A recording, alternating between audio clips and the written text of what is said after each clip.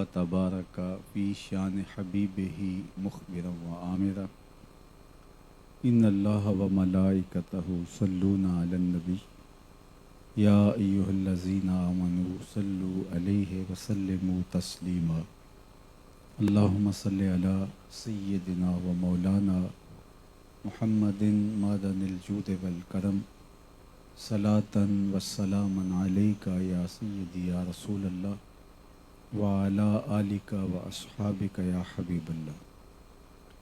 حمد و تعریف و توصیف اللہ جل مجدہ الکریم کی ذات بابرکات کے لیے، رسول رحمت، شفیع معظم، نبی محتشم، حضور ختمی المرتبت، اللہ کے پیارے، امت کے سہارے، رب کے محبوب، دانائے غیوب، مالک رقاب امم، فخر عرب و عجم، والی کون و مکان، سیاہ لا مکان، سید انس و جاں، سرور لالا رخاں، نیر تاباں، سرنشین مہوشاں، ماہ خوباں، شہنشاہ حسینہ، تتمہ دوراں، سرخیل زہرہ جمالاں، جلوہ صبح ازل، نور ذات لم یزل، باعث تکوین عالم، فخر آدم و بنی آدم، نیر بطحا،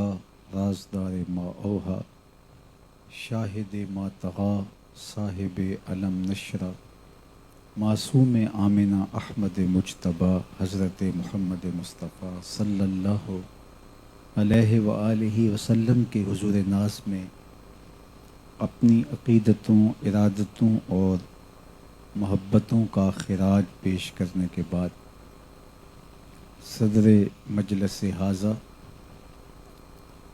نبیرہ حضرت شاہ لاسانی عالی مرتبت حضرت قبلہ پیر سید کرامت علی حسین شاہ صاحب زیدہ مجدہ علمہ عملہ عمرہ و شرفہ، دیگر صاحبزادگان، سادات کرام، ذی وقار علماء، مشائخ، یاران طریقت، السلام علیکم ورحمۃ اللہ وبرکاتہ۔ تقریب عرس میں حاضری کا شرف جہاں آپ کے لیے سعادتوں اور برکتوں کا ذریعہ ہے، وہاں میرے لیے بھی بہت بڑا اعزاز اور روحانی برکات کے حصول کا ذریعہ ہے۔ اللہ اس آستان رحمت کو قیامت تک آباد رکھے۔ اس سے پھوٹتی ہوئی ضیائیں، روشنیاں اور اجالے حضور علیہ السلام کی امت کے لیے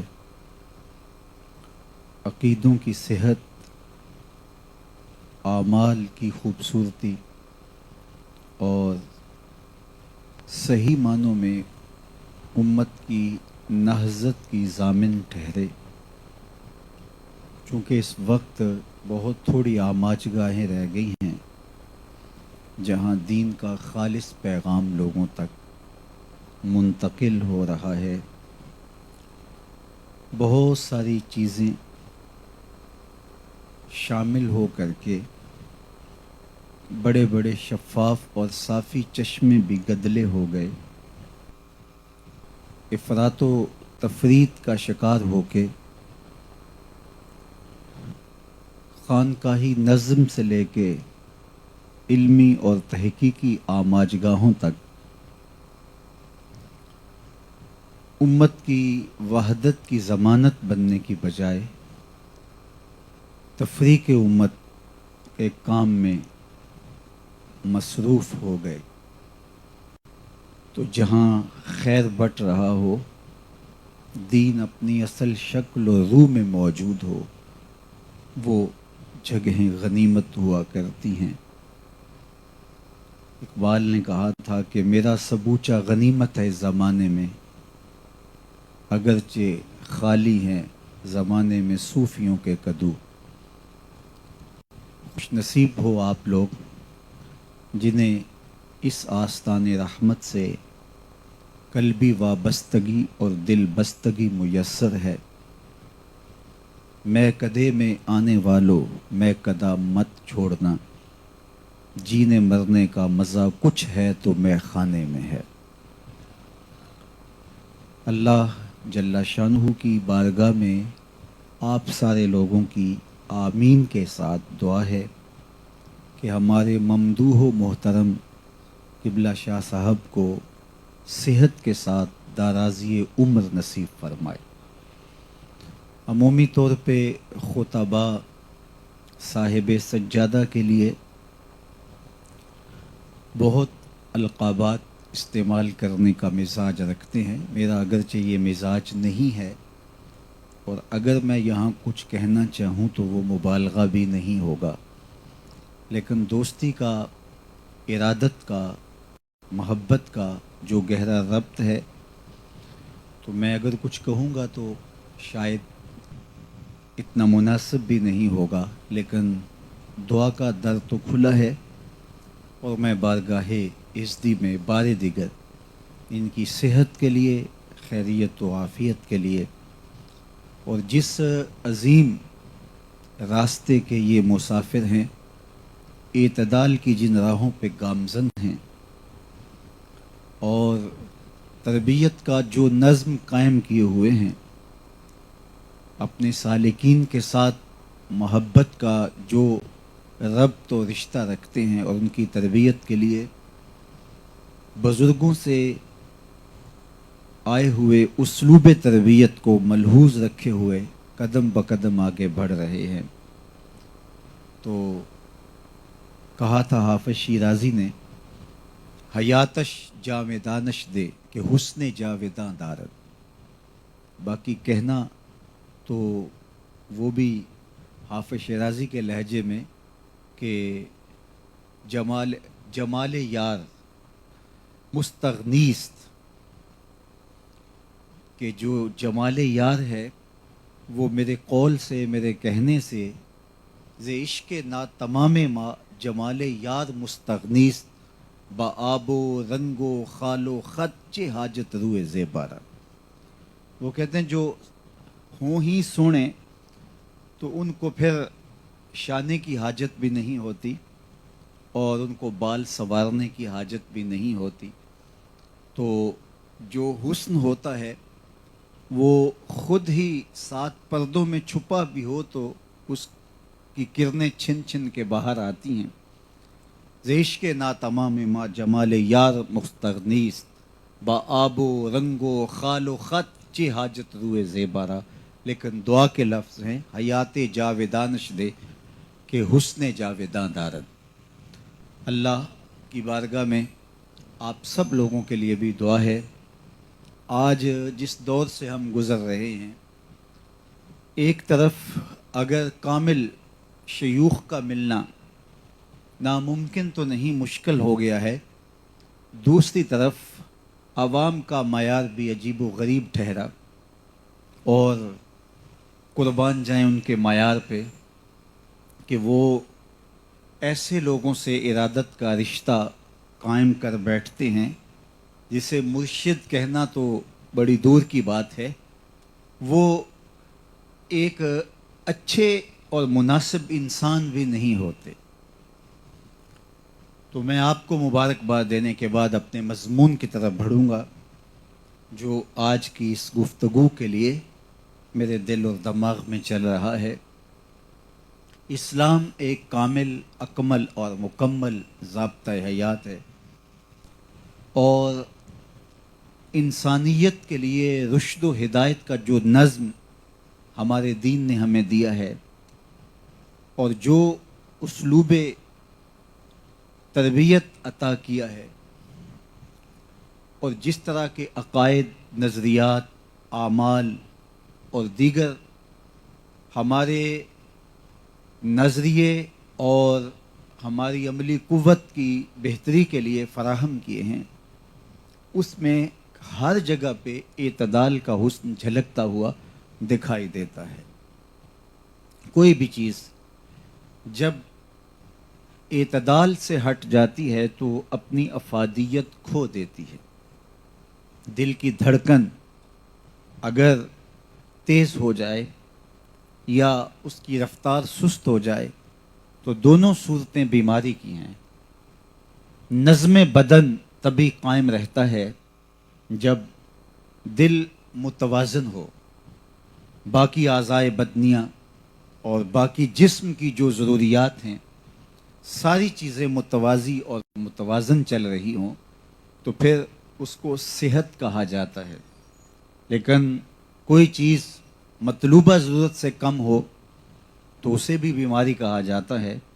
مطلوبہ ضرورت سے زیادہ ہو جانا بھی مناسب نہیں ہوتا۔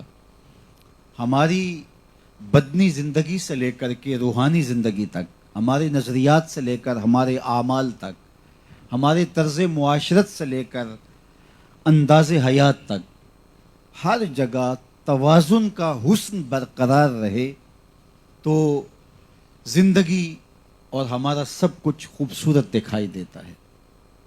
توازن ختم نہیں ہوا تو نظم خراب نہیں ہوا۔ تو آئیے ہمیں ہمارے دین نے تمام امور حیات میں توازن کا درس دیا ہے۔ یہود اور نصارہ نے افراط و تفریط کی راہوں کو اختیار کر کے تباہی اور بربادی کا راستہ اختیار کر لیا۔ یہود نے کہا کہ ہم 40 دن تک اپنے بڑوں کے کیے ہوئے جرم کی وجہ سے، جو انہوں نے بچھڑے کو پوجا، جہنم کی آگ میں جائیں گے۔ لن تمسنا النار الا ایاما معدودہ، انہوں نے کہا کہ 40 دن ہمیں آگ میں جانا ہوگا، اور وہ آگ میں جانے کا سبب ہمارے بزرگوں کے کیے ہوئے گناہوں کی پاداش ہے، جو انہوں نے 40 دن تک جب حضرت موسیٰ علیہ السلام کوہ طور پہ گئے اور انہوں نے بچھڑے کی پوجا کی، تو جرم انہوں نے کیا تو سزا اس کی ہم بھی کاٹنا ہوگی، ہمیں بھی اس کی سزا بھگتنا پڑے گی۔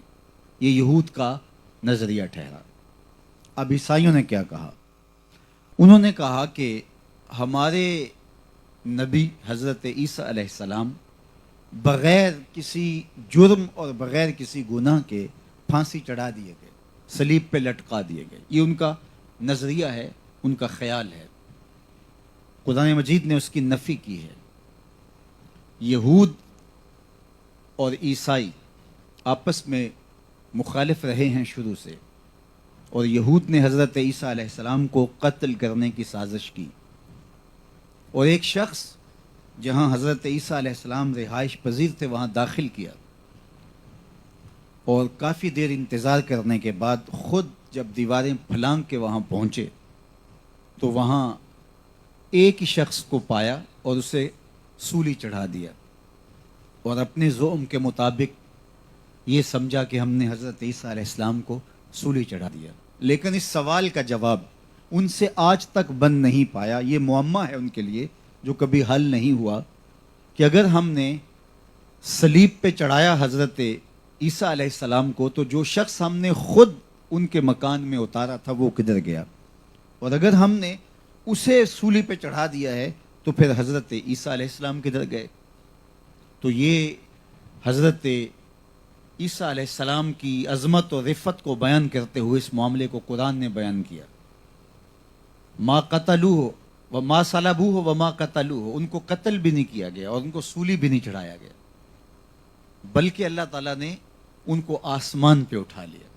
لیکن ان کا خیال یہ ہے کہ یہودی قاتل ہیں ہمارے پیغمبر کے، اور حضرت عیسیٰ نے کوئی جرم نہیں کیا تھا، اور یہ ان کے در پہ آزاد ہوئے، اور ان کو نہ صرف شہید کیا بلکہ مصلوب بھی کیا۔ بغیر کسی جرم کے وہ سولی چڑھ گئے تو قیامت تک ہمارے آنے والے گناہوں کا کفارہ بن گئے۔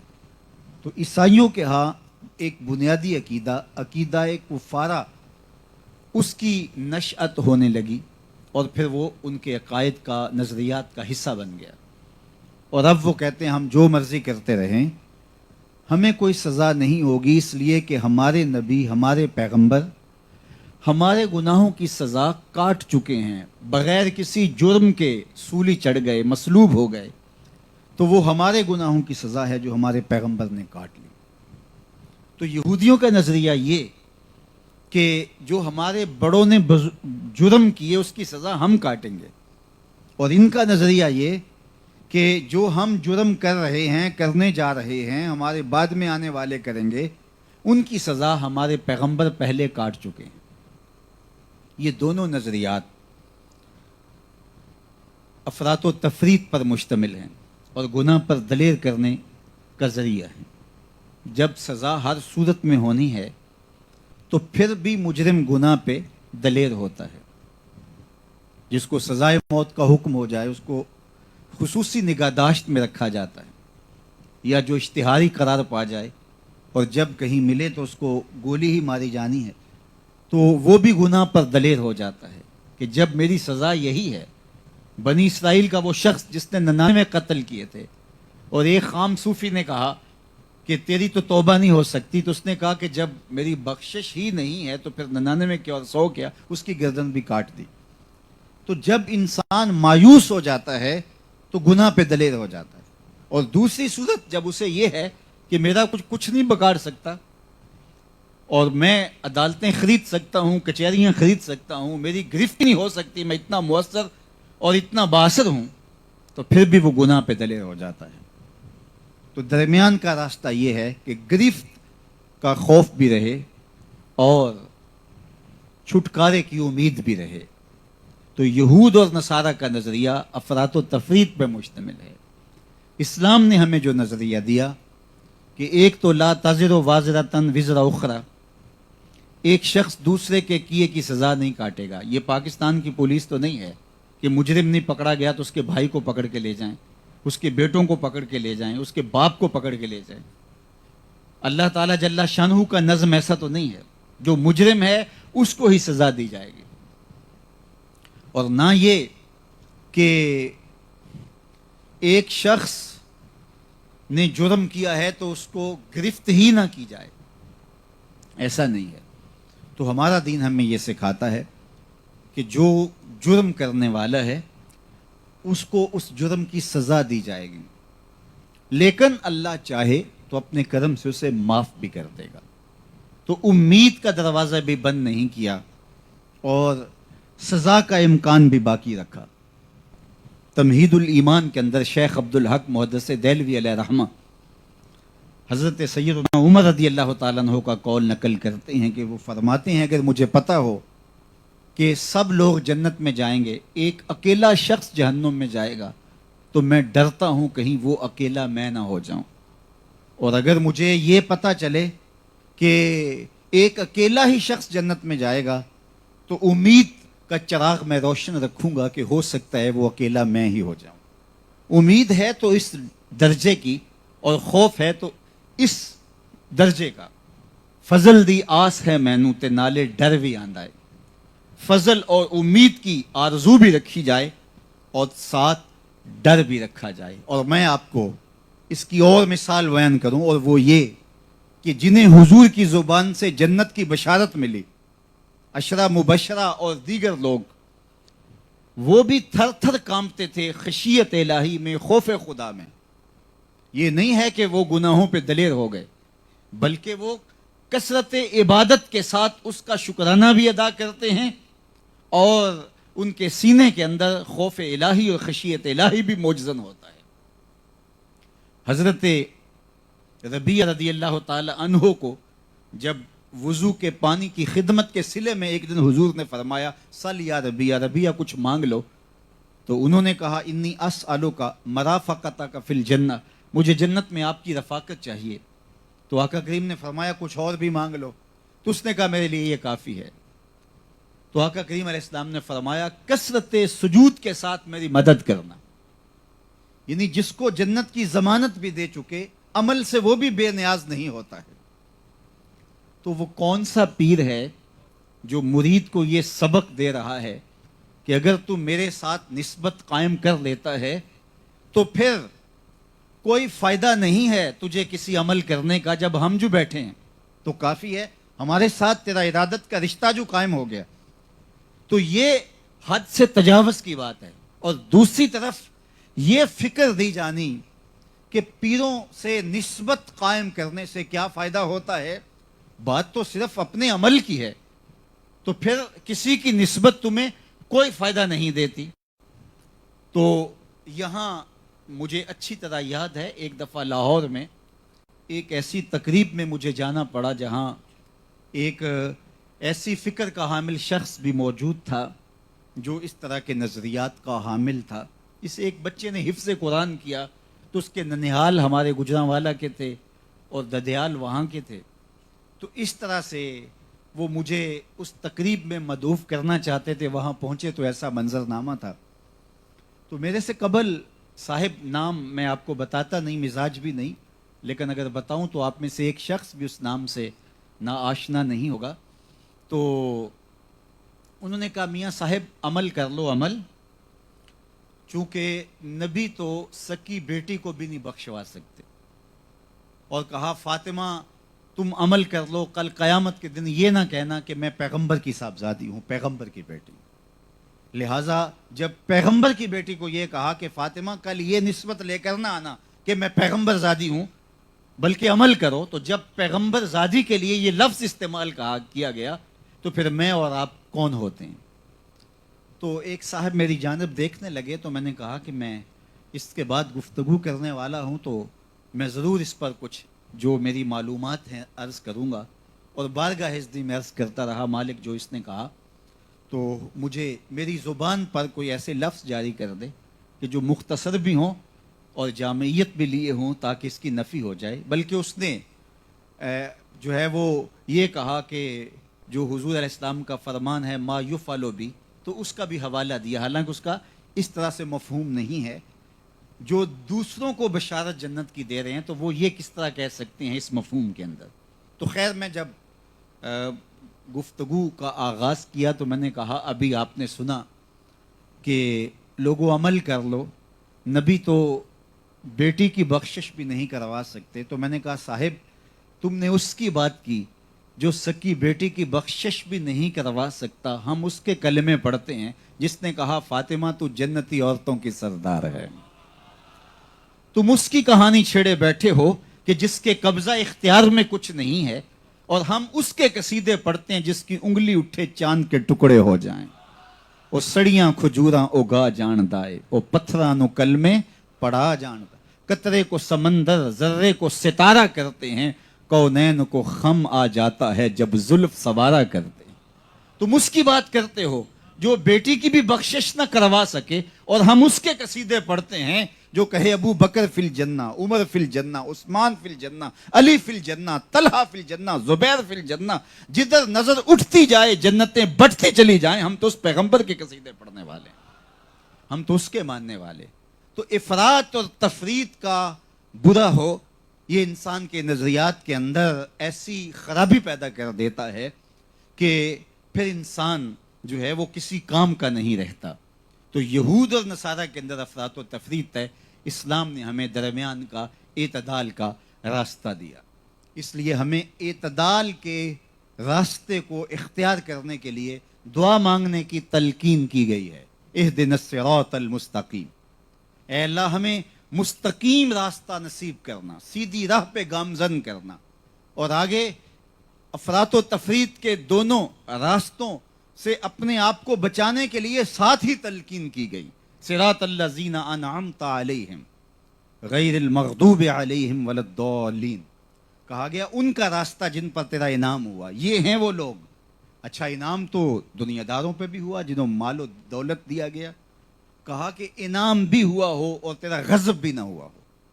دنیا دار فرعون، نمرود، حامان کے اوپر دنیاوی اعتبار سے تو انعامات کی بارش ہو گئی، لیکن غضب بھی ہوا۔ کہا انعام بھی ہوا ہو لیکن غضب اور قہر بھی نازل نہ ہوا ہو۔ اور پھر ضالین کا ذکر کر کے دونوں افراط و تفریط کی راہوں پہ گامزن لوگوں سے نفی کر کے درمیان والا راستہ طلب کیا گیا۔ تو ہمیں معتدل راستہ اختیار کرنے کی تلقین کی گئی، اور اعتدال کی راہوں پہ گامزن شخص ہی منزل تک پہنچتا ہے۔ جو افراط و تفریط کی راہوں کے شکار ہو جاتے ہیں ہمیشہ گمراہیوں کا شکار ہوتے ہیں، عقائد کے اندر، نظریات کے اندر، اعمال کے اندر، ہر معاملے میں ہمیں اعتدال کی راہوں پر ہی گامزن رہنے کی تلقین کی گئی ہے۔ آج جس دور میں اور آپ جی رہے ہیں، یہ ہماری بد نصیبی ہے کہ آج ہمارے کان کچھ ایسی باتیں سن رہے ہیں، کاش کہ ہمارے کان وہ باتیں نہ سنتے۔ یہ باتیں ہم روافض سے اور خوارج سے سنا کرتے تھے، اور یہ ہم نے کبھی سوچا نہیں تھا کہ وہ بدبو اور وہ تعفن جو ہمارے اطراف میں پھیلا ہوا تھا، وہ ہمارے ہی کوچہ و بازار میں آ جائے گا، اور ہمیں اپنی ہی گلی میں چلتے ہوئے ناک پہ کپڑا رکھ کے چلنا پڑے گا۔ کیا یہ بد نصیبی اور یہ بدبختی کا دور ہم نے اپنی آنکھوں سے دیکھنا تھا کہ ہمارے اسٹیجوں پر سے اہل بیت کا نام طبیعتوں پر ناگوار گزرے، اور ہمارے اسٹیجوں پر ہی صحابہ کا ذکر طبیعتوں پر گرانی کا سبب بنے؟ یہ اعتدال سے ہٹا ہوا راستہ ہے۔ ہمارے لیے صحابہ اہل بیت رسول ہمارے جگر کی ٹھنڈک، ہمارے دل کا قرار اور ہماری روح کی تسکین اور ہمارا قرار باطل ہے۔ اگر کوئی سیدنا علی المرتضیٰ رضی اللہ تعالیٰ عنہ کا ذکر کرے تو ہمیں اس سے تکلیف نہیں ہوتی کہ ہم مقرر کو روک کر کے کہیں کہ تم یہ ذکر چھوڑ کے کوئی اور ذکر کرو، اور یہ بھی ہمارے لیے مشکل نہیں کہ کوئی حضرت سیدنا صدیق اکبر رضی اللہ تعالیٰ عنہ کا ذکر کر رہا ہو تو ہم چی بجبی ہو رہے ہوں اور اسے کہیں کہ جناب ان کا ذکر کر رہے ہو تو فلاں کا ذکر بھی کرو۔ ہماری طبیعتیں وہاں بھی سرشاری اور لطف کشید کر رہی ہوتی ہیں، اور ہماری طبیعتیں ادھر بھی سرشاری اور لطف حاصل کر رہی ہوتی ہیں۔ برا کرے افراط و تفریط کے راستوں کا کہ جنہیں کبھی سیدنا صدیق اکبر رضی اللہ تعالیٰ عنہ اصحاب پیغمبر کا ذکر اچھا نہیں لگتا، اور برا کرے اس راستے کا اور ایسے نظریات کے حاملین کا کہ اہل بیت کا ذکر جن کے لیے تسکین اور راحت اور قرار کا سبب نہیں ہے، اور وہ فوراً چیں بجبی ہو جائیں، ان کے ماتھے پہ شکنے ابھرنے لگ جائیں، اور یہ ذکر ان کی طبیعت میں انقباض پیدا کرے، ان کی طبیعت کے اندر جو ہے وہ کوفت پیدا کرے، اور وہ بے چین ہو جائیں کہ اس کا توڑ اب اصحاب کے ذکر سے ہوگا، جبکہ اصحاب کا ذکر اہل بیت کے ذکر کا توڑ نہیں ہے، اور نہ اصحاب رسول کا ذکر کا توڑ اہل بیت کا ذکر ہے۔ یہ تو ہمارے لیے قرار باطن ہے، یہ تو ہمارے لیے تسکین جاں ہے، یہ ہمارے لیے ایک دلوں کی ٹھنڈک ہے۔ لیکن آج اس دور نافرجام کے اندر، آج اس تعفن زدہ ماحول کے اندر، ہماری صفوں کے اندر اگر اس طرح کی جو ہے وہ بدبو پھیل رہی ہے تو یہ افراط و تفریط کے راستے ہیں۔ اہل السنہ یہ اعتدال کا راستہ ہے، یہ اہل بیت کی عظمت کو بھی سلام کرتے ہیں اور اصحاب رسول کی عظمت کو بھی سلام کرتے ہیں۔ اہل سنت کا ہے بیڑا پار، اصحاب رسول نجم ہیں اور ناؤ ہے اطرت رسول اللہ کی۔ تو حضور علیہ السلام کے اہل بیت سے بھی پیار اور حضور علیہ السلام کے اصحاب سے بھی پیار، یہ ہماری زندگی کا وظیفہ ہے۔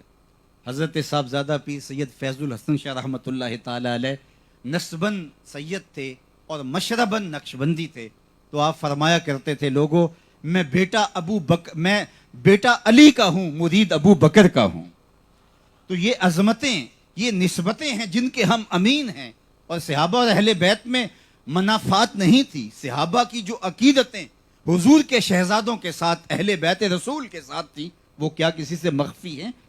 تو یہ کیا جو ہے وہ کاروبار کیا جا رہا ہے، کیا دکانداریاں سجائی جا رہی ہیں، اور ان کو آپس کے اندر مقابل کھڑا کیا جا رہا ہے۔ اقبال نے آج سے 1 صدی قبل کہا تھا، تو کہ نشناسی خفیرہ از جلی ہوشیار باش، اے گرفتار ابو بکر و علی ہوشیار باش۔ کہا تو خفی اور جلی کو نہیں جانتا، نادیدہ ہاتھوں کی کارستانیوں کو نہیں جانتا، جو پیچھے سے ڈور ہلا رہے ہوتے ہیں، تو نہیں سمجھتا کہ ان کے مقاصد کیا ہے۔ تو کہ نشناسی خفیرہ از جلی ہوشیار باش، اے گرفتار ابو بکر و علی ہوشیار باش۔ یہ تجھے تقسیم کرنے کا عمل ہے، جبکہ ابو بکر و عمر اور عثمان و علی اور باقی اصحاب رسول اور اہل بیت رسول، ان کی منافات نہیں تھی۔ قرآن نے رحماء بینہم کہا، آپس میں ان کا تو محبت کا اور ان کا آپس میں الفت کا رشتہ تھا، اور ایک دوسرے کے لیے جو ان کے جذبات تھے وہ دیتنی تھے، لیکن افراط و تفریط کی راہوں نے جو ہے ان کو خانوں میں تقسیم کر دیا. اور آج آپ دیکھتے ہیں کہ آج کچھ لوگ ادھر لڑک گئے اور کچھ لوگ ادھر لڑک گئے اور امت تقسیم ہو گئی. مجھے بتائیے اس صورتحال میں گنبد خضرا میں رسول رحمت کے دل پہ کیا بیت رہی ہوگی؟ میں آپ کو یہ بات کہوں اور بار بار میں اپنے دوستوں کو کہتا ہوں کہ زندگی بھر حضور کی امت کو توڑنے کی بدکاری نہ کرنا، حضور کی امت کو تقسیم کرنے کی بدکاری نہ کرنا. اپنے سطحی مفادات کے لیے، اپنے ذاتی مفادات کے لیے کسی سے پرخاش ہے تو اس سے لوگوں کو دور کرنے کے لیے امت کی تقسیم کے عمل کی بدکاری کی جائے. اس سے بڑی بدبختی کیا ہو سکتی ہے؟ اور وَاعْتَصِمُوا بِحَبْلِ اللَّهِ جَمِيعًا وَلَا تَفَرَّقُوا، یہ قرآن کا حکم نہیں ہے کہ ہم اس حکم کو پس پش ڈال دیں گے، اس کو چھوڑ دیں گے. تو کبھی بھی ہم ایسا نہیں کریں گے. ہمارے بزرگوں نے، خانقاہ نشینوں نے، صوفیاء نے ہمیں یہی سبق دیا. ہمیشہ صوفیاء کے سبق کو یاد رکھو، پیوستن نہ کہ گسستن. جو صوفیاء ہوتے ہیں وہ کہتے ہیں ہم جوڑنے کے لیے آئے ہیں، ہم توڑنے کے لیے نہیں آئے. ہم کینچی لے کے کاٹنے کے لیے نہیں آئے، ہم سوئی لے کے پرونے کے لیے آئے. انہوں نے تو کہاں سے لوگوں کو وحدت کی لڑی کے اندر پرو دیا. المشائخ کنفس واحدہ، اور یہ ایک جان کی طرح ہوتے ہیں. اور امت تقسیم کرنے کی بدکاری آج تک حقیقی معنوں میں جو صوفیاء ہوتے ہیں انہوں نے آج تک کبھی نہیں کی ہے. اس لیے میں آپ کو کہوں گا کبھی بھی اس ایسی کسی تحریک کا شکار ہونے کی بجائے آپ خیر کی راہوں کے مسافر رکھیں، اور اعتدال کا راہ اور اعتدال کا راستہ ہی خیر کا راستہ ہے. اعتدال کے راستوں میں سے اب اس پر صرف ایک روایت میں آپ کے سامنے رکھ دوں جو سیدنا علی المرتضیٰ رضی اللہ تعالیٰ عنہ سے مروی ہے. نہج البلاغہ میں بھی ہے اور مسند امام احمد بن حنبل میں بھی موجود ہے. صاحب مشکات نے بھی اس کو امام احمد بن حنبل کے حوالے سے مشکات میں جو ہے وہ اس کو ذکر کیا کہ سیدنا علی المرتضیٰ رضی اللہ تعالیٰ عنہ فرماتے ہیں کہ مجھے دیکھ کے حضور نے فرمایا کہ تیری مثال حضرت عیسیٰ علیہ السلام کی مثال ہے. ان کے معاملے میں آ کر دو گروہ برباد ہوئے. ایک گروہ وہ جنہوں نے حضرت عیسیٰ سے اتنی محبت رکھی کہ ان کو ابن اللہ کہہ دیا، اللہ کا بیٹا کہہ دیا، اور وہ حد سے تجاوز کر گئے. اور ایک گروہ وہ کہ جنہوں نے حضرت عیسیٰ سے بغض رکھا، ان کے قتل کے درپے ہوئے اور ان کی والدہ پہ تہمت لگائی. تو کہا علی تیرا معاملہ بھی ایسا ہی ہے.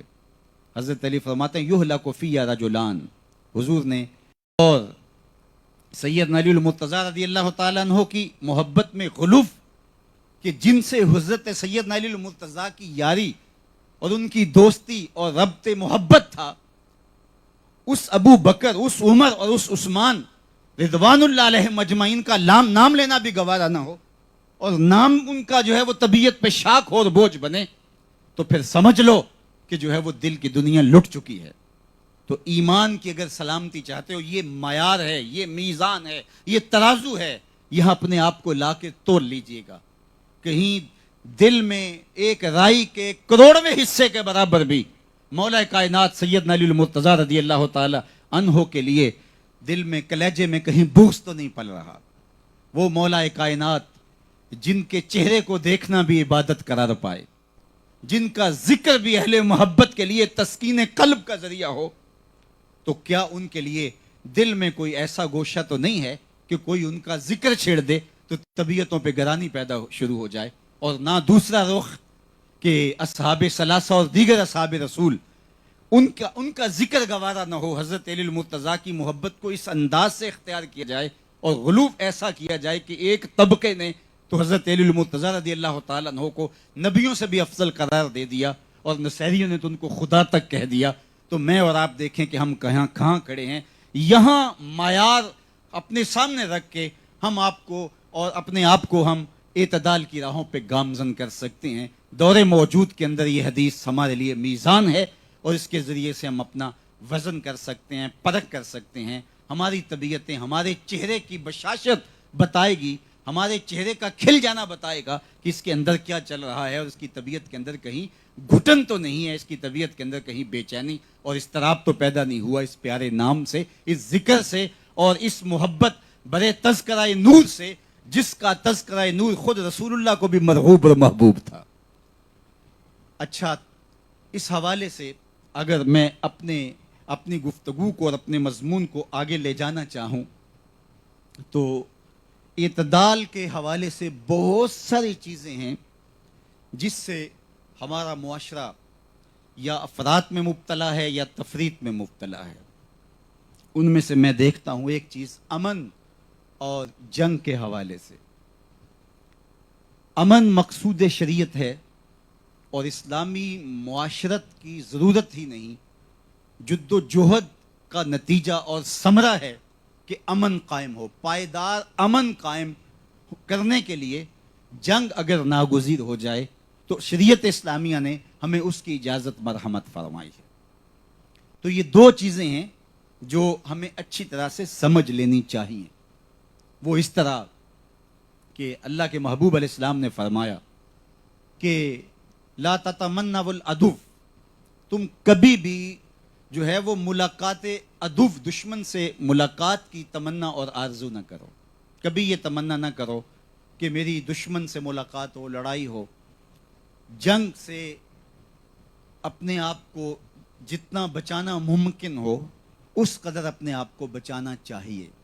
اس طرح بیماری کی کبھی آرزو نہ کرو، بیماری کی کبھی تمنا نہ کرو. لیکن تمہارے اوپر اگر بیماری آ جائے تو پھر صبر کرو. اس لیے تمہیں دشمن سے پالا پڑ جائے، تمہاری سرحدات پر کوئی حملہ کر دے اور جو ہے وہ تمہارے اوپر کوئی حملہ آور ہو جائے تو پھر اس کے بعد استقامت کے ساتھ تمہیں لڑنے کی تلقین کی گئی ہے. پھر پیٹھ پھیر کر کے بھاگنا یہ کبائر میں شامل کیا گیا ہے. بڑے گناہوں میں سے ایک گناہ جنگ سے بھاگنا ہے. لیکن یہ بات کبھی بھی فراموش نہیں کرنی چاہیے کہ جنگ بھی امن کے حصول کے لیے لڑی جاتی ہے تاکہ پائیدار امن قائم ہو جائے. اگر امن میسر ہے، امن موجود ہے تو پھر جنگ کی، دشمن کی آرزو بھی نہیں کرنی چاہیے.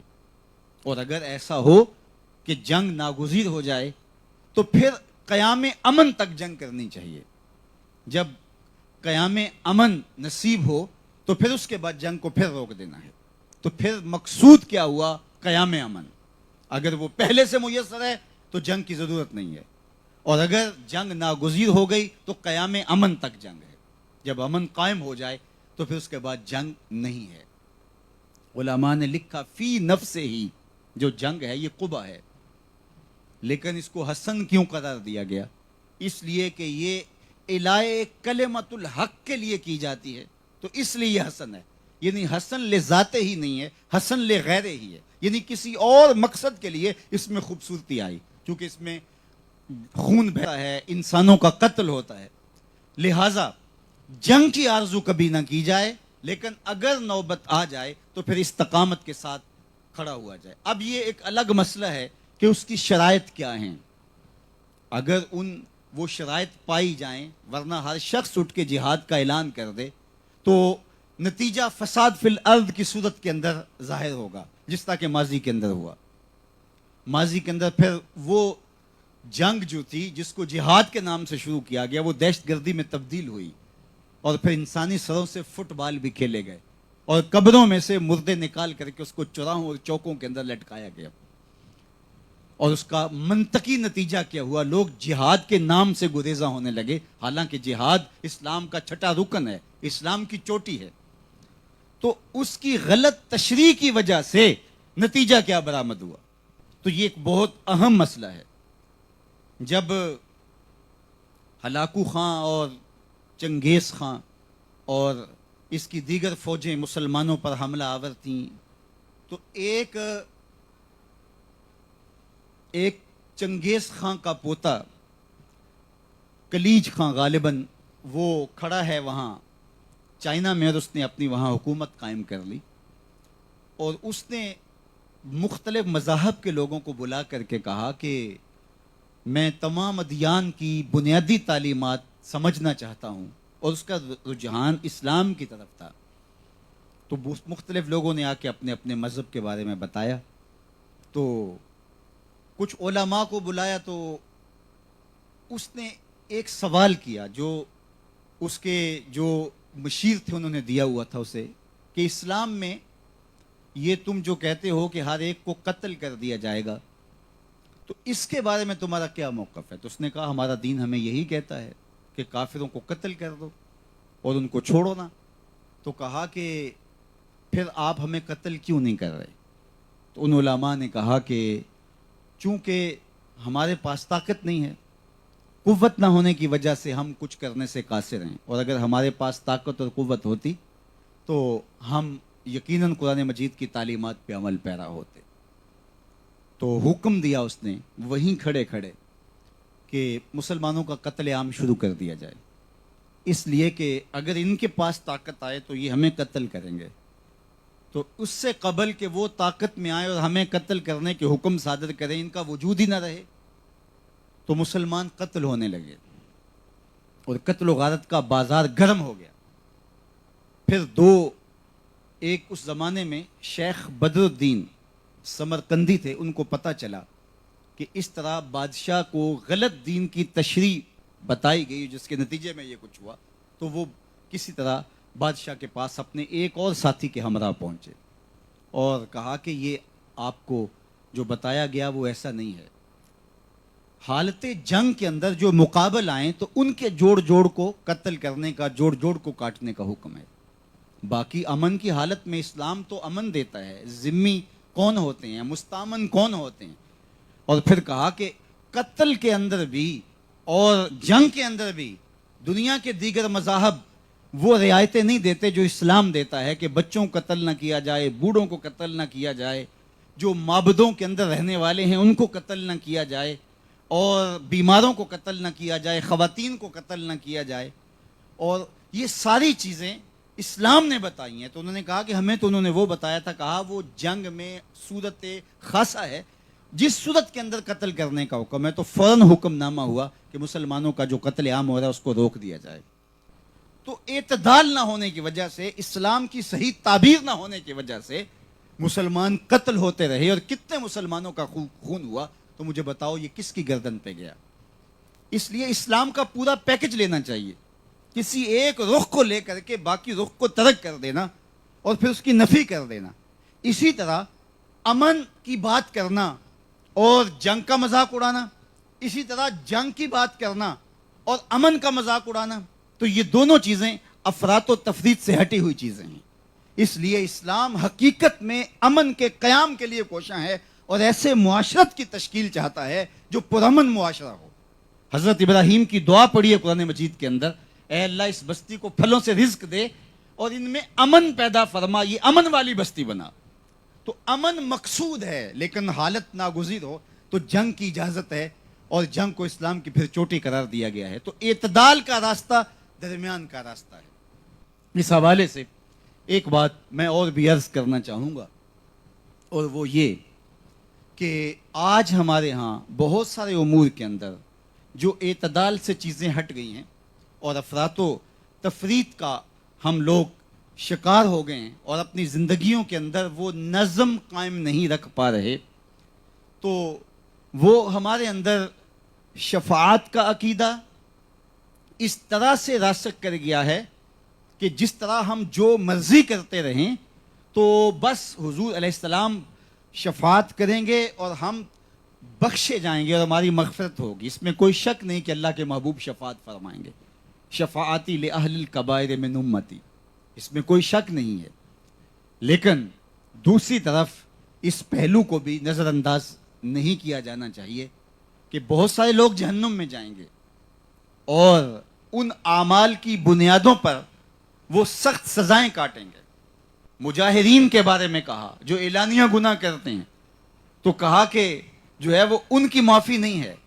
پھر فرمایا جس نے میری سنت سے منہ پھیرا میں ان کی شفاعت نہیں کروں گا. اور مجھے بتاؤ اگر حضور کسی کی شفاعت نہیں کرتے تو اس کے لیے کوئی نجات کا راستہ باقی بچتا ہے؟ تو اب یہ عقیدہ اس طرح سے کہ اس کے ایک ہی پہلو کو بیان کر دینا اور دوسرے پہلو کو نظر انداز کر دینا لوگوں کو جو ہے وہ دلیر کر دیتا ہے. اللہ اکبر. اس حوالے سے یہ بات ذہن نشین رکھیے گا کہ ہمیں اپنے اعمال کے ساتھ، اچھے اعمال کے ساتھ اللہ کی قربت اور اللہ کی رضا جوئی کے لیے کوشاں ہو جانا چاہیے، اور آقا کریم علیہ السلام کی شفاعت، اس کی امید اپنے ساتھ جوڑے رکھنی چاہیے. ہمارے اعمال سے ہمیں نجات نہیں ملے گی اگر اللہ کی رحمت خاص ہمیں نصیب نہیں ہوگی اور رسول اللہ کی شفاعت نصیب نہیں ہوگی. اور دوسری طرف ہم عمل سے بے نیاز ہو جائیں اور ہم اسی پہ بھروسہ کر لیں, اسی پہ تکیہ کر لیں, تو وہ اللہ کے محبوب علیہ السلام نے ایک موقع پر جب صحابہ کی بخشش و مغفرت کی اور بعد میں آنے والے لوگوں کی بخشش و مغفرت کی نوید سنائی, تو راوی کہتا ہے حضور میں یہ بات لوگوں تک بتا دوں؟ تو آقا کریم نے فرمایا کہ نہیں, لوگ پھر اسی پہ تکیہ کر لیں گے, لوگ اسی پہ بھروسہ کر لیں گے. اس لیے اعتدال کا راستہ یہ ہے کہ ہم اس کی امید بھی رکھیں اور ساتھ جو ہے وہ ہم اللہ کی گرفت اور اس کی پکڑ سے ڈرتے بھی رہیں. اور یہ بات بھی اس کے ساتھ جڑی ہوئی ہے جو میں آپ کے سامنے رکھنا چاہتا ہوں, اور وہ یہ کہ جن لوگوں کو اللہ اپنی رحمت سے معاف بھی کر دے گا اور کرم نوازیاں اس کی ہوں گی, لیکن کیا جنہوں نے ساری زندگیاں اور سارے شب و روز اللہ اور اس کے رسول کی رضا کے لیے گزارے ہوں گے, اور وہ لوگ جنہوں نے ساری زندگی بدی اور گناہوں میں گزارے ہوں گے, تو کیا کل قیامت کے دن ان کو اللہ تعالیٰ کی رحمت سے جو ہے وہ بخشش و مغفرت بھی کر دی جائے گی؟ تو کیا پھر وہ بھی دونوں ایک جگہ پہ ہوں گے؟ آفا نجعل المسلمین کالمجرمین, اللہ قرآن مجید میں ارشاد فرماتا ہے کیا مجرمین اور مسلمین دونوں ایک طرح کے ہوں گے؟ کیسے ہوں گے کہ مجرم بھی وہاں پہ ہوں جنہوں نے ساری زندگی لوگوں کا مال لوٹا, زیادتیاں کی, جبر کا بازار گرم رکھا اور جور و تعدی کا بازار گرم رکھا. آج اگر وہ اللہ کی رحمت سے ان کی معافی بھی ہو جاتی ہے, اور وہ لوگ جنہوں نے ساری زندگی مخلوق خدا کی خدمت کی, جن کی سحری آنسوؤں سے آباد تھی, جو تہجد کے مصلے بچھا کر کے فرائض کے علاوہ نوافل بھی ادا کرتے تھے اور زندگیاں رب کے دین کے ساتھ جوڑ رکھی تھیں, اور ان کی زندگی راہ حق میں جہاد پہ سرحدات پہ بسر ہوئیں, تو کیا وہ اور یہ لوگ یہ دونوں آپس میں ایک طرح کے ہی ہوں گے, ایک ہی درجے کے ہوں گے؟ جس کو رعایتی نمبر دے کے سٹار لگا کے پاس کر دیا جائے اس کو پاس کیا جاتا ہے, بورڈ میں اس کی پوزیشن نہیں ہوتی. ایسا نہیں ہوتا کہ دونوں ایک درجے پہ ہوں. آفا نجعل المسلمین کالمجرمین, اس طرح کیسا ہوگا کہ دونوں ایک ہی صف میں کھڑے کر دیں گے؟ ام لکم کتاب فیہ تدرسون, کیا کوئی تمہارے پاس صحیفہ ہے, کتاب ہے جس میں یہ لکھا ہوا ہے اور تم اس کو پڑھ کے سنا رہے ہو؟ ما لکم کیف تحکمون, تمہیں کیا ہو گیا, تم کیسے حکم لگاتے ہو؟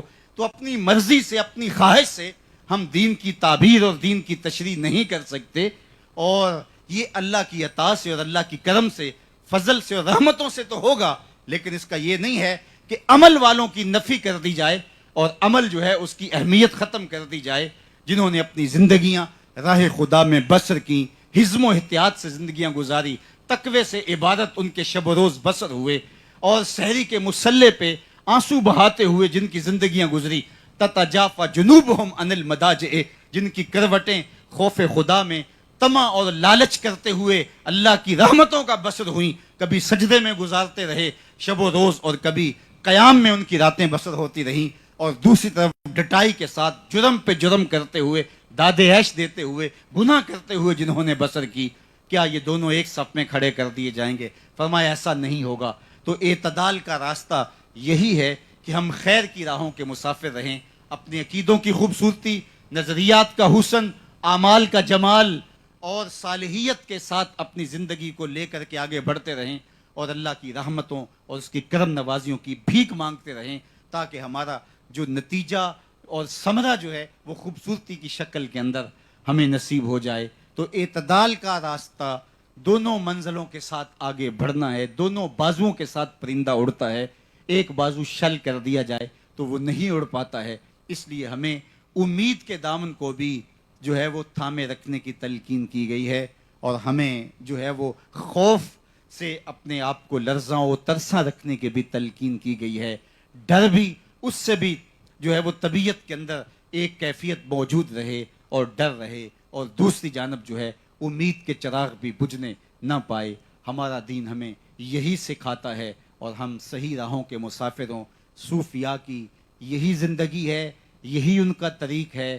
وہ آنے والوں کو جو گناہوں سے لتھڑے ہوئے آتے ہیں صوفیاء کے درباروں پہ, ان کے مزارات پہ, इनके आस्ताना हाय रहमत पे वो गुनाहों में लुथड़े हुए लोगों को सीने से लगा के ये बोलते हैं, घबराना कोई नहीं, अगर तुमने इतने गुनाह कर दिए हैं तो कोई बात नहीं, अल्लाह की रहमतों के दर कुशादा हैं, वो तुम्हारे एक आंसू से माजी के सारे गुनाह धो डालेगा और तुम्हारी मगफिरत कर देगा।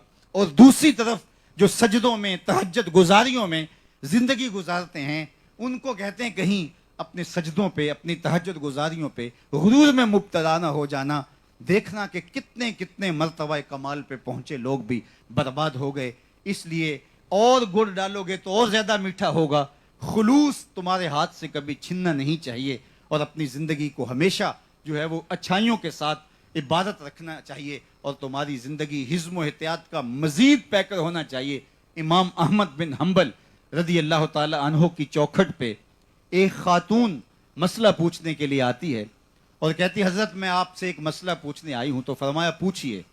उसने कहा मुझे बताइए कि मैं सूत काटती हूं और सूत काट के जाके बाजार में फरोख्त करती हूं, और कभी ऐसा होता है कि रात को बादशाह की सवारी गुजरती है और बादशाह जब गुजरता है तो उसके साथ सोने की शमع लिए खादिम आगे आगे चल रहे होते हैं, तो देर तक माहौल में रोशनी फैली रहती है।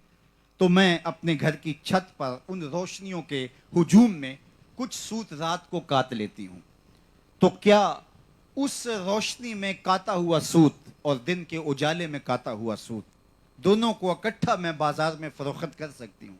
जाहिर है जो रात तारीकी में उन शमों की रोशनियों में सूत काटा गया, उसकी क्वालिटी उस लेवल की नहीं होती जो उस सूत की होती है जो दिन के लेवल के अंदर काटा गया सूत हो। तो क्या मैं उनको इकट्ठे फरोख्त कर सकती हूँ? तो हज़रत इमाम अहमद बिन हम्बल ने कहा, खातून पहले अपना पता बताओ, तुम कौन हो, अपना तारुफ करवाओ। उसने कहा, खातून बोली, हज़रत साइल से उसकी ज़ात नहीं पूछी जाती, आप मसला बताइए। फरमाया कुछ मसले ऐसे होते हैं कि साइल की हैसियत से मसले की नौइयत बदलती है, तुम्हें बताना पड़ेगा तुम्हारा तारुफ क्या है। तो उस खातून ने कहा, मैं बिशर हाफी की हमशीरा हूं। फरमाया तुम्हारे लिए ऐसा करना जायज नहीं है। तो जितना मर्तबा ऊंचा हो, जितना मुकाम ऊंचा हो, तो फिर अहकाम उसके मुताबिक होते हैं। तो सूफिया एक तरफ हुजरे में बैठ के जिक्र फिक्र करने वालों को कहते हैं कि नहीं, अभी और रिड़कना पड़ेगा, अभी तक जाग सही नहीं लगी, और दूसरी तरफ जो बाहर से आ रहे होते हैं गुनाहों में लुथड़े हुए, ऐबों से भरे हुए, उनको सीने से लगा के बोलते हैं कि मियाँ परेशान होने की जरूरत नहीं, उसकी रहमतें बड़ी अमीम हैं, वो तुझे अपनी रहमतों के हिसार में लेगा। हत्ता कि वो आने वाले गैर मुस्लिम भी हो तो उनको भी अपने पास बिठा करके उनको भी प्यार देते हैं। फिर एक वक्त आता है कि उनके दिल की दुनिया भी बदल जाती है। तो सूफिया का मसलके एतदाल और उनका तरीके जमाल और उनका खूबसूरत अंदाज तरबियत एतदाल के उस खूबसूरत पैराए पे होता है कि जो लोगों को जो है वो अल्लाह तक पहुंचाने के लिए मुमिद और मुआमन होता है। इसलिए जो है वो हुजूम होता है इनके आस्थानों पे और इनकी दरगाहों पे, और लोग आकर के नूर व निखत का उजाला और रोशनी यहाँ से हासिल करते हैं। तो आज मैं आपको इन्हीं अल्फाज के साथ जो है वो आपसे रुखसत चाहूँगा। दिमागों से आओ दिलों की तरफ, बढ़ाओ कदम मंजिलों की तरफ, फ़कीरों की सोहबत बड़ी चीज़ है, कभी आओ इन महफिलों की तरफ। व आखिर दावाना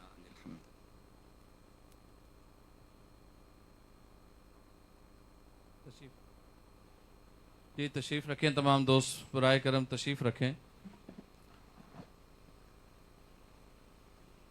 अभी मजलिस बर्खास्त नहीं हुई, तमाम दोस्त जो है वो अपनी नशिस्तों पर तशरीफ़ रखें।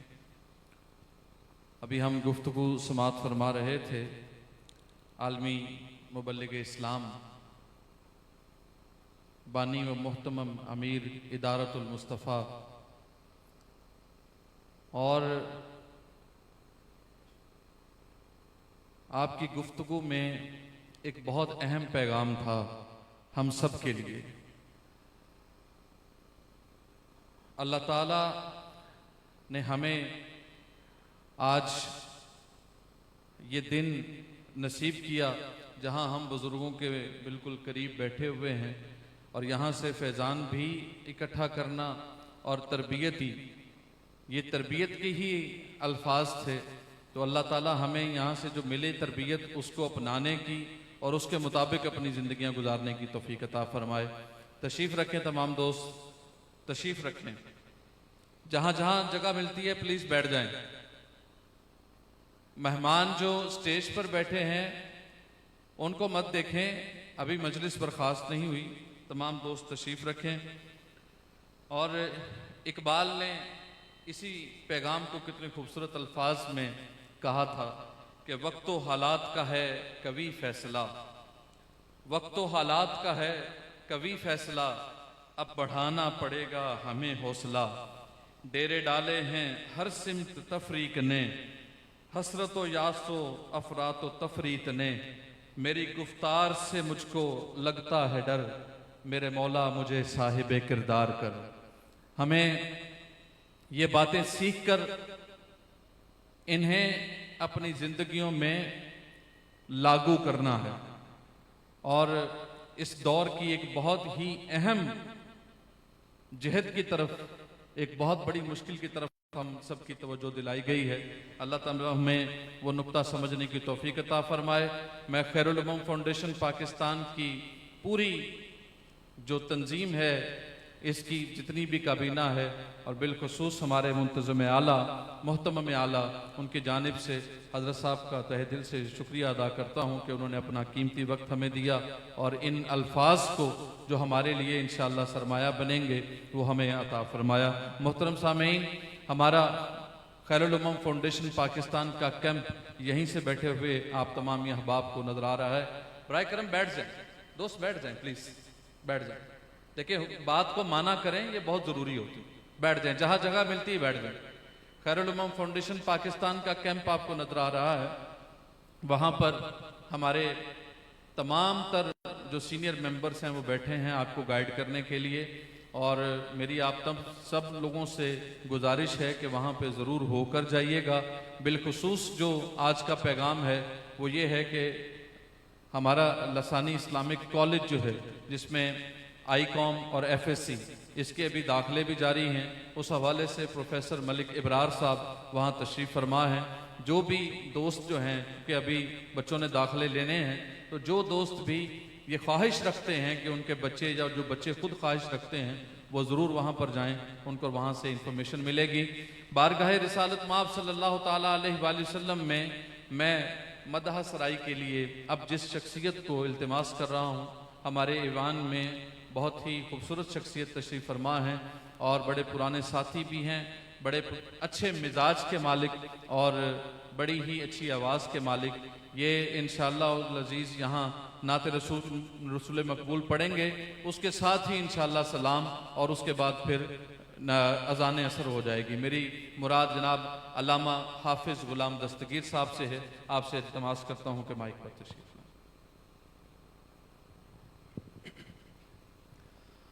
صلی اللہ علیہ یا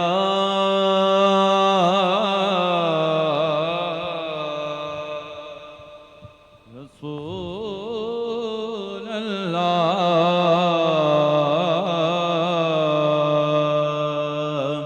وسلم علیہ یا حبیب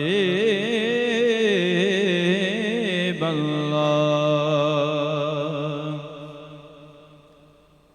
کعبہ کے بدر تو جا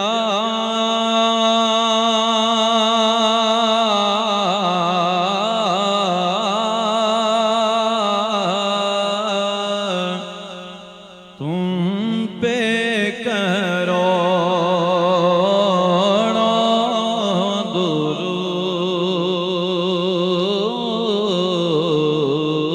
طیبہ کے شمس الضحیٰ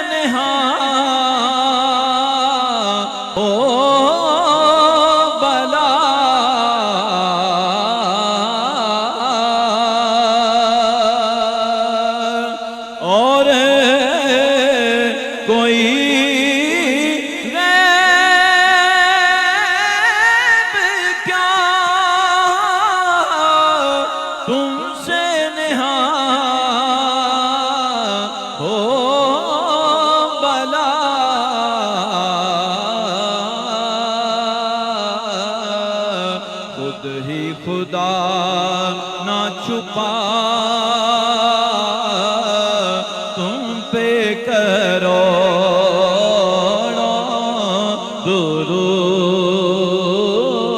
درود کعبہ کے بدر تو جا تم پہ کروڑوں درود جائیں نہ جب تک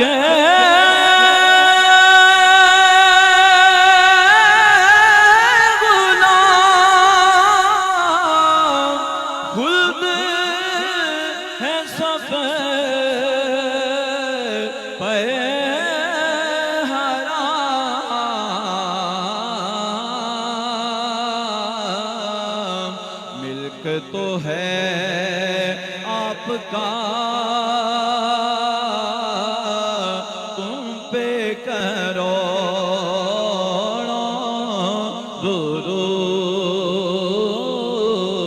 درود ملک تو ہے آپ کا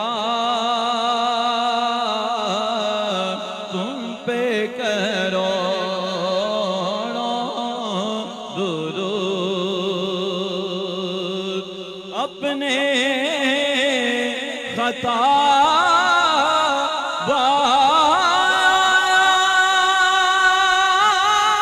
واروں کو اپنے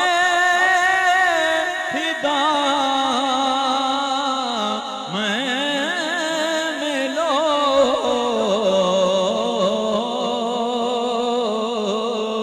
کون کرے یہ بلا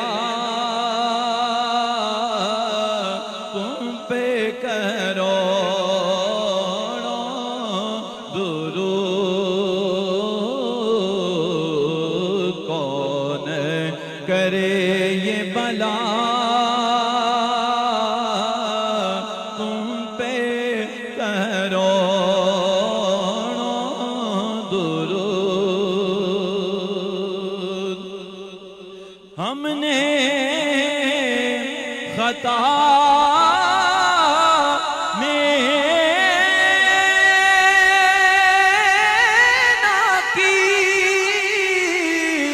تم نے عطا میں نہ کی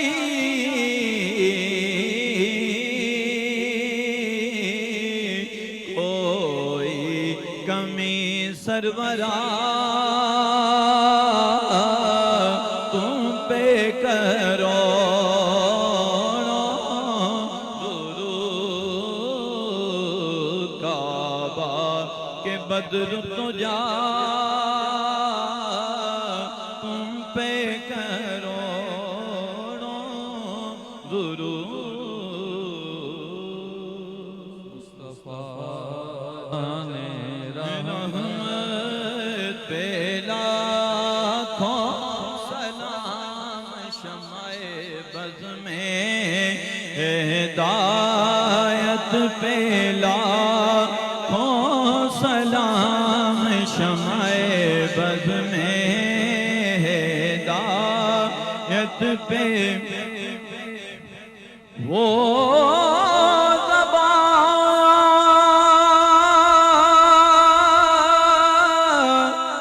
جس کو سب کی کنج کہیں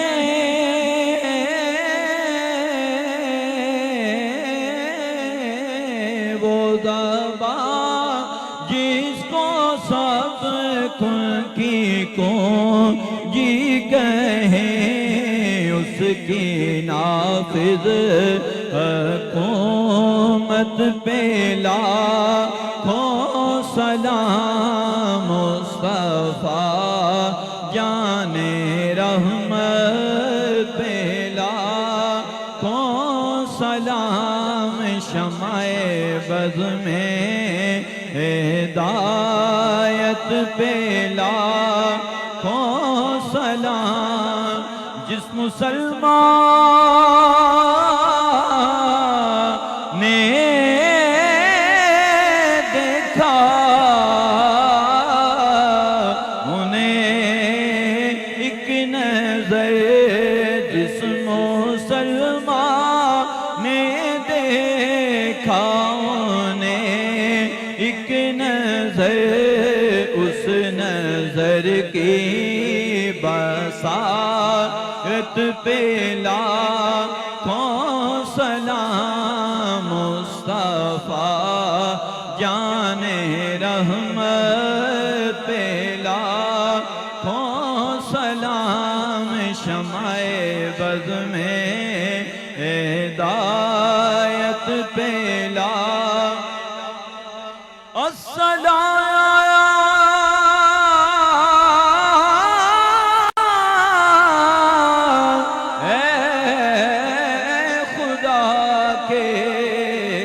پیارے رسول، یہ سلام عاجزانہ ہو قبول۔ تشریف رکھے تمام دوستوں، تشریف رکھے تمام دوستوں، تشریف رکھے تمام دوستوں، تشریف رکھے۔ اب آپ دائیں بائیں سے آنے کی کوشش کر رہے ہیں، براہ کرم صبر کا مظاہرہ کریں۔ جناب بھی آپ کے سامنے تشریف فرما ہیں، صاحبزادہ صاحب بھی یہیں تشریف فرما ہیں، ابھی مہمان ہمارے یہیں ہیں اور جناب تو بالخصوص یہیں ہیں، تو آپ لوگ اہتمام کے ساتھ بیٹھیں اور صبر کا مظاہرہ کریں۔ ابھی تمام دوستوں سے التماس کروں گا، غور سے میری بات سنیے کہ محبت کے ساتھ اور عقیدت کے ساتھ ایک دفعہ سورۃ فاتحہ، 3 دفعہ سورۃ اخلاص، اول آخر درود شریف پڑھ کے صاحبزادہ صاحب کی مل کریں اور وہ دعا فرمائیں گے۔ اہتمام کے ساتھ یہ دعا کی گھڑیاں تو کم از کم آپ صبر و اہتمام کے ساتھ گزاریں۔